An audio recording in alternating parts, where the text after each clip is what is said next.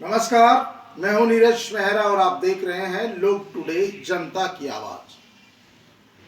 जनता की आवाज में हम बात करेंगे इस समय की सबसे भयावह समस्या को लेकर।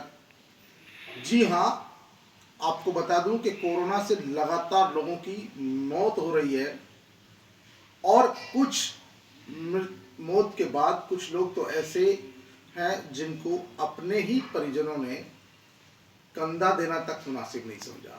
आप सोच सकते हैं ये बीमारी कितनी भयावह है। लावारिस लाश जो होती है उसको जलाने और दफनाने के लिए सरकार ने इंतजाम कर रखे हैं, लेकिन यदि कोई कोरोना पेशेंट घर में मर जाता है तो जब तक उसकी जानकारी आप स्थानीय प्रशासन को नहीं देंगे तब तक प्रशासन आपकी मदद नहीं करेगा। ऐसे ही मामले जयपुर में भी सामने आए हैं और पूरे देश में कई जगह सामने आए हैं जहां पूरा का पूरा परिवार कोरोना से संक्रमित हो गया, एक व्यक्ति की मौत हो गई, लेकिन अब न तो उस परिवार के लोग उसको बाहर दाह संस्कार के लिए ले जा पा रहे थे और ना वो पुलिस प्रशासन और जो थे हेल्थ डिपार्टमेंट वाले वो आ रहे थे। ऐसी स्थिति में मीडिया के माध्यम से उनको थोड़ी बहुत मदद मिली। पर आप समझ सकते हैं मैं ये जो कहना क्यों चाहता हूँ, ये कहना इसलिए चाहता हूँ क्योंकि लोगों को घर में बॉडी होने की पड़ी होने के बाद भी दो दो दिन निकल जाते हैं और वो अपने ही अजीज को, चाहे माता हो, पिता हो, चाहे बेटा हो, उसको कंधा नहीं दे पा रहे। और स्थिति यह है, ऐसा मामला टोंक रोड पर वसुंधरा नगर में ऐसा मामला सामने आया। जयपुर के मुरलीपुरा में एक मामला सामने आया और कई इलाके हैं इस तरह के मामले खूब सामने आ रहे हैं। यह है कि वो मामले कई बार मीडिया तक पहुंच पाते हैं, कई बार नहीं पहुंच पाते हैं। ये जो बताने का मकसद है वो ये है कि ये इस समय जो कोरोना नामक जो बीमारी चल रही है वो इतनी खतरनाक है कि आदमी जिससे ज़िंदगी भर प्यार करता है, जिसके ज़िंदगी भर स्नेह और आशीर्वाद में बड़ा होता है, पलता है, वही आदमी, क्योंकि कोरोना का संक्रमण नहीं फैल जाए, कोरोना की गाइडलाइन ऐसी है कि उसकी मृतदेह को हाथ तक नहीं लगाना। आप सोचिए, समझिए कि ये बीमारी कितनी घातक है और इस बीमारी से बचने के लिए आपके नातेदार रिश्तेदार कोई नज़दीक नहीं आने वाला है, क्योंकि सबको डर है अगर मैं गया, मैंने बॉडी को हाथ लगाया तो मेरे भी संक्रमण फैल सकता है। अब से पहले ऐसे हुआ है, लेकिन आप सोच सकते हैं जब ऐसी हालात हो रही है और उसके बावजूद भी आप और हम देखते हैं बाजारों में किस तरह की भीड़ उमड़ रही है। लोग खरीदारी के लिए न जाने क्यों उतावले हो रहे हैं। इतना क्या है भाई? अरे जब आप कोरोना की चपेट में आ जाओगे, जब कोरोना से संक्रमित हो जाओगे, आपके कोई नज़दीक नहीं आएगा। जब लोग बुजुर्गों को की अर्थी को कंधा देने के लिए तैयार नहीं हो रहे हैं, रिश्तेदार अपनी जो निकटवर्ती रिश्तेदार है वो अपने रिश्तेदारों को कंधा देने के लिए तैयार नहीं है और उन्हें फिर जो लावारिस की तरह दफनाया जा रहा है, अंतिम संस्कार किया जा रहा है। क्या आपको भी ऐसे हालात से रूबरू होना है?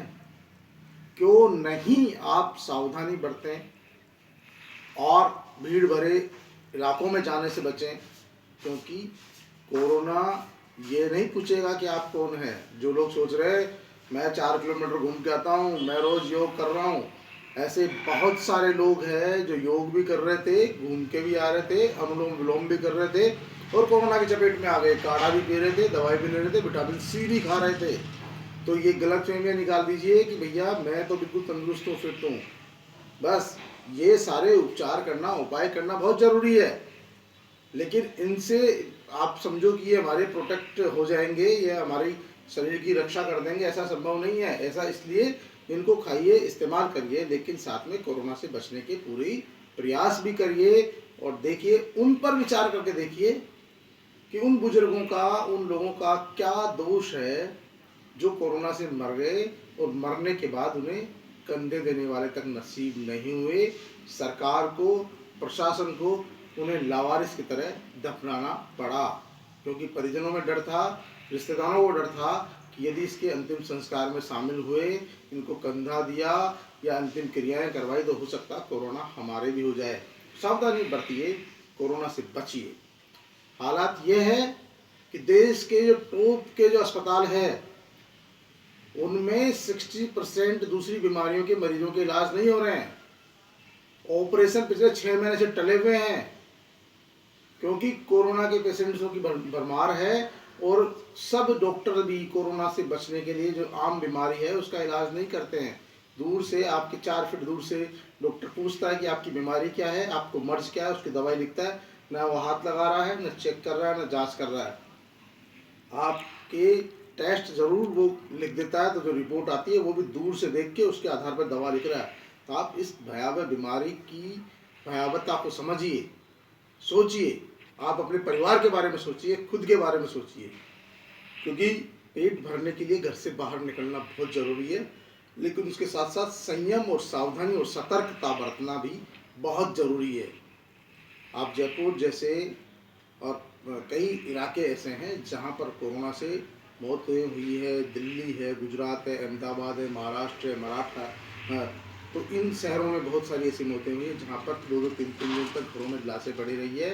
उनको कंधा नसीब नहीं हुआ है। बदबू आने पर आस पड़ोसियों ने नगर निगम वालों को, स्वास्थ्य विभाग वालों को फ़ोन किया है और वो जो मृत पशु उठाने वाली जो टीम होती है निगम की, वो टीमें आकर बोडियाँ लेके गई है। तो जब हालात ये हो रहे हैं तो फिर इसके बावजूद हम क्यों नहीं सावधानी बरतें हैं, क्यों नहीं सतर्कता बरतें हैं, क्योंकि ये हालात किसी के साथ भी हो सकते हैं, ये दिन किसी को भी देखने पड़ सकते हैं।